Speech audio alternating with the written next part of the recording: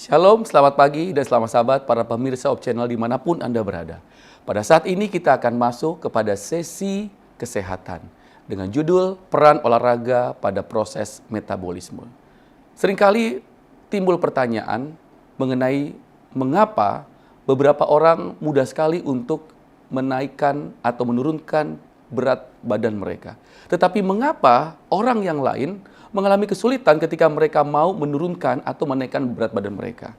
Ternyata jawabannya adalah ini disebabkan tubuh manusia terdiri dari 3 tipe. Yang pertama adalah tipe ektomorf, yang kedua adalah tipe mesomorf, dan yang tipe ketiga adalah tipe endomorf. Apa perbedaan dari ketiga tipe ini? Yang pertama adalah tipe ektomorf. Ini tipe yang mana orang yang memiliki bentuk tubuh ektomorf, mereka akan terlihat kurus. Badan mereka kurus, massa ototnya kecil, dan mereka punya masalah untuk menaikkan berat badan. Kenapa? Karena pada tipe ini, mereka mudah sekali untuk membakar apa saja yang mereka makan. Sehingga mereka sulit untuk dapat dengan mudah menaikkan berat badan mereka.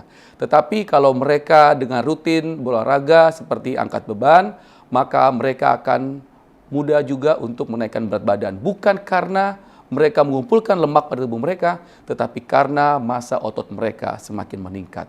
Tipe yang kedua adalah tipe mesomorf. Tipe ini adalah tipe berat badan atau bentuk tubuh yang ideal. Dan tipe ini tidak kurus, tidak juga gemuk. Dan tubuh ini lebih kepada mereka yang memiliki postur atletis. Ini yang menarik dari tipe ini adalah mereka mudah sekali untuk membentuk tubuh mereka. Tetapi masalahnya adalah semua proses ini tergantung daripada diri mereka sendiri. Apakah mereka mau menjadikan tubuh mereka ideal atau mereka mau mengikuti selera mereka sehingga mereka juga dengan mudah untuk menjadi kelebihan berat badan. Dan tipe yang ketiga adalah tipe endomorf. Tipe endomorf ini adalah tipe bentuk badan yang bulat, gemuk, besar, dan mereka mudah sekali untuk naik berat badan. Tubuh endomorf ini memiliki kandungan lemak yang tinggi dalam tubuh mereka. Dan mereka dengan mudah untuk menyimpan lemak dalam jumlah yang besar, sehingga mereka mudah untuk naik berat badan. Tipe endomorf ini memiliki metabolisme tubuh yang rendah, sehingga berat badan mudah naik walaupun hanya makan sedikit dari apa yang mereka makan dari waktu ke waktu. Jadi ketiga tipe tubuh inilah yang menentukan apakah seseorang mudah untuk mengendalikan berat badan atau sebaliknya, mereka mengalami kesulitan untuk mengendalikan berat badan mereka. Tetapi yang menjadi kunci dari 3 tipe tubuh ini untuk dapat memiliki tubuh yang ideal adalah mereka harus bisa memiliki sistem metabolisme tubuh yang baik.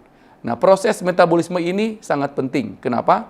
Karena metabolisme ini adalah sebuah proses kimia yang terjadi dalam sel tubuh untuk mengubah makanan dan minuman yang dikonsumsi seseorang untuk menjadi energi. Dan untuk membuat metabolisme ini bekerja dengan baik, banyak cara. Tetapi cara yang paling dominan adalah melalui olahraga. Apa itu olahraga? Olahraga ini adalah rangkaian gerak tubuh yang teratur dan terencana dan ditujukan untuk meningkatkan kemampuan gerak. Di samping itu juga tentu olahraga ini bermanfaat bagi proses metabolisme tubuh. Kenapa? Karena pada saat tubuh berolahraga, maka akan dihasilkan energi yang berasal dari 2 simpanan energi utama, yaitu karbohidrat dan lemak. Sehingga dalam proses metabolisme ini sendiri, ada 2 hal yang sering terjadi, atau proses yang terjadi dalam metabolisme ini. Yang pertama adalah anabolisme. Anabolisme ini adalah di mana asam amino yang diserap dari makanan kemudian dibangun menjadi protein tubuh. Dan yang kedua adalah katabolisme. Kalau anabolisme ini adalah proses untuk membangun, sementara katabolisme ini adalah proses untuk membongkar, yaitu lemak tubuh dibongkar untuk dijadikan energi. Dan ini sering terjadi ketika kita melakukan aktivitas olahraga. Dan metabolisme tubuh yang melibatkan pengeluaran energi ini terbagi atas 3 bagian besar. Yang pertama adalah metabolisme basal, yang kedua metabolisme untuk mencerna makanan, dan yang ketiga adalah metabolisme untuk aktivitas fisik. Metabolisme basal sendiri adalah energi minimal yang diperlukan seseorang untuk mempertahankan kehidupan. Misalnya pada saat kita beraktivitas secara normal, ya, ataupun kita tidak melakukan aktivitas apapun, tapi kita bernafas, kemudian sistem pencernaan kita bekerja, maka ada energi yang digunakan. Itulah disebut sebagai metabolisme basal. Yang kedua adalah metabolisme untuk mencerna makanan, atau yang dikenal juga dengan thermic effect of food, yaitu energi yang dibutuhkan untuk mencerna, mengabsorpsi, dan memetabolisme zat-zat gizi penghasil energi yang terdapat pada makanan. Sebagai contoh, ketika kita makan makanan yang rasanya pedas, maka energi yang digunakan akan lebih daripada kita mengkonsumsi makanan dengan rasa pedas yang lebih sedikit. Misalnya ini bisa terlihat ketika kita makan pedas, kemudian kita merasa badan kita panas, keluar keringat, itu merupakan salah satu bentuk dari metabolisme mencerna makanan. Dan yang ketiga adalah metabolisme saat olahraga atau beraktivitas fisik. Ini adalah energi yang diperlukan untuk aktivitas olahraga tersebut. Besarnya tergantung dari jenis dan lamanya olahraga dan aktivitas fisik itu sendiri. Nah, kita akan fokus kepada metabolisme dalam bentuk katabolisme, yaitu pembongkaran. Dalam katabolisme ini sendiri, ada dua metabolisme yang terjadi, yaitu aerobik dan anaerobik. Apa bedanya aerobik dan anaerobik? Aerobik ini adalah proses metabolisme energi, pembakaran lemak, dan karbohidrat dengan bantuan dari oksigen atau O2. Kemudian oksigen ini muncul melalui proses pernafasan, dan ini membantu proses metabolisme bekerja dengan lebih baik. Sementara metabolisme anaerobik adalah proses metabolisme yang tidak memerlukan kehadiran oksigen. Bagaimana kita bisa membedakan dua proses ini? Di dalam petunjuk yang Anda bisa lihat di layar Anda, maka di sana kita bisa melihat gambaran apa yang menjadi perbedaan antara aerobik dan anaerobik. Ketika kita melakukan proses aktivitas atau olahraga dalam bentuk aerobik, maka kita akan mulai dari energi yang nol, kemudian dengan berjalannya waktu dan proses kita melakukan aktivitas ini, maka ini akan menambah proses dari metabolisme sendiri semakin meningkat. Sementara dalam proses anaerobik, kita akan mulai dengan energi yang sangat besar, dan kemudian secara berangsur-angsur dia akan turun dan mencapai tingkat yang paling rendah. Di dalam proses sistem energi tubuh ini ada tiga hal yang terjadi, yaitu oksidasi aerobik, kemudian glikolisis anaerob, dan yang ketiga adalah fosfokreatinin. Apa bedanya? Aerobik ini energi jangka panjang dengan oksidasi lemak dan karbohidrat. Jadi prosesnya ini panjang, tetapi membutuhkan oksigen dan menggunakan juga energi dari pembakaran lemak dan karbohidrat. Sementara proses yang kedua atau yang disebut sebagai proses anaerob tadi, ini terjadi oleh karena pemecahan glukosa tanpa oksigen. Prosesnya cepat dalam hitungan detik sampai dengan 2 menit, tetapi energi yang digunakan juga sangat besar. Yang ketiga adalah fosfokreatinin, atau nanti yang kita akan sebut dengan olahraga dengan model HIIT atau HIIT. Energi cepat untuk aktivitas intensitas tinggi, tetapi ada jeda yang berlangsung berulang-ulang. Sehingga ini merupakan perpaduan dari anaerob, tetapi juga memerlukan waktu jeda, sehingga proses ini akan berlangsung berulang-ulang, sehingga energi yang diperlukan juga lebih besar. Dan apa yang menjadi pengaruh dari ketiga jenis olahraga ini? Yang pertama adalah olahraga aerobik.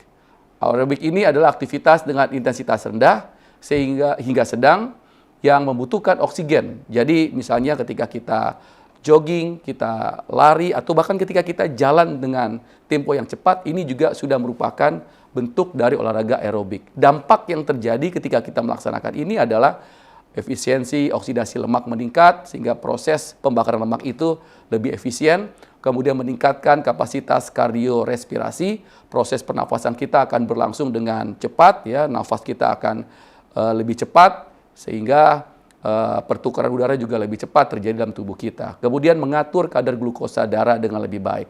Sementara untuk anaerobik aktivitas intensitas tinggi berlangsung singkat tanpa oksigen tadi, dampak yang dihasilkan adalah meningkatkan massa otot, memacu pembakaran glukosa melalui glikolisis anaerob, kemudian merangsang produksi hormon anabolik tadi. Ini misalnya kita melakukan olahraga, angkat beban dalam waktu yang singkat, kita butuh energi yang besar, ataupun lari sprint ya dengan jarak yang pendek tetapi kecepatan yang sangat tinggi. Kita perlu energi yang sangat besar di awal, tapi kemudian dalam waktu yang singkat itu akan berakhir. Ini yang disebut sebagai anaerobik.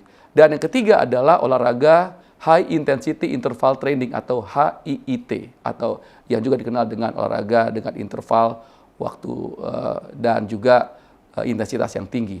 Ini merupakan kombinasi latihan intensitas tinggi dan interval pemulihan. Ketika kita melakukan hal ini, maka dampak yang kita dapatkan adalah efisiensi pembakaran kalori melalui excess post-exercise oxygen consumption atau EPOC, dan kemudian dampak yang lain dari olahraga ini adalah mempercepat adaptasi metabolisme. Dan kita akhirnya bisa menyimpulkan bahwa olahraga dan aktivitas fisik ini berkaitan dengan menggerakkan tubuh. Karenanya olahraga berkaitan juga dengan proses metabolisme tubuh. Ketika berolahraga, tubuh memakai energi yang diambil dari simpanan energi tubuh, tadi lemak atau karbohidrat. Kemudian energi ini diambil dari dua hal tadi menjadi tenaga, dan inilah bentuk dari proses metabolisme. Bagaimana olahraga yang ideal yang bisa dilakukan oleh manusia? Menurut Centers of Disease Control and Prevention atau CDC di Amerika, bahwa orang dewasa memerlukan setidaknya 150 menit aktivitas fisik dengan intensitas sedang. Jadi kalau seminggu itu hanya digunakan 5 hari untuk olahraga, maka itu artinya 150 menit dibagi 5 hari atau 30 menit per hari. Dan kita hanya lakukan itu dengan intensitas yang sedang. Atau 75 menit dengan aktivitas fisik intensitas tinggi. Jadi kita tinggal kalikan atau bagi 2 saja.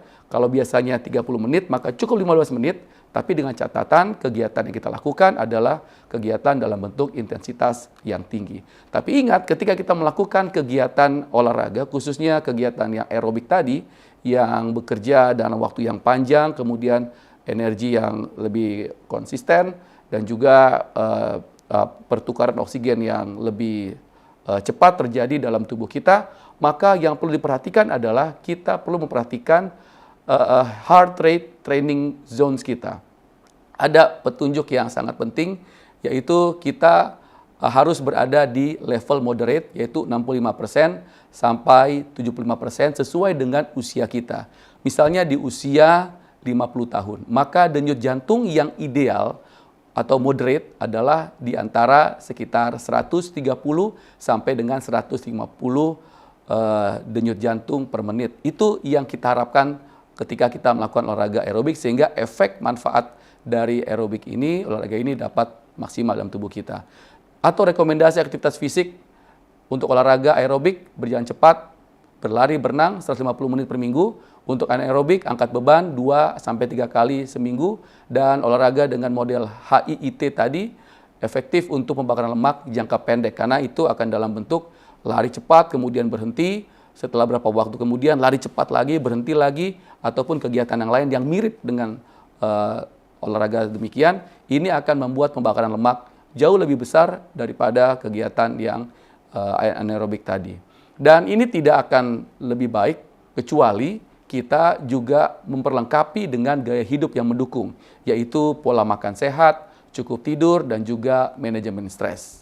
Dan sebagai kesimpulan dari pelajaran kita pada hari ini adalah olahraga berperan signifikan dalam mengoptimalkan metabolisme tubuh.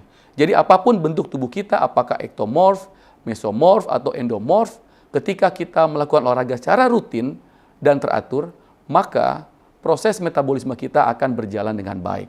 Mereka yang sudah memiliki bentuk atau tipe mesomorf, ini akan menjaga berat badan mereka selalu ideal. Kalau mereka masih berat badan yang dalam kelompok ektomorf tadi, yang kurus tadi, maka ketika mereka rajin berolahraga, maka ini akan membantu mereka untuk membentuk massa otot dengan lebih baik, sehingga berat badan mereka akan bertambah secara signifikan. Dan mereka yang sudah memiliki tipe endomorf, ketika mereka berolahraga, maka metabolisme tubuh mereka akan bekerja dengan lebih cepat, sehingga proses mereka untuk dapat mengendalikan berat badan atau memiliki berat ideal ini akan bisa dilakukan dengan lebih cepat dan lebih baik.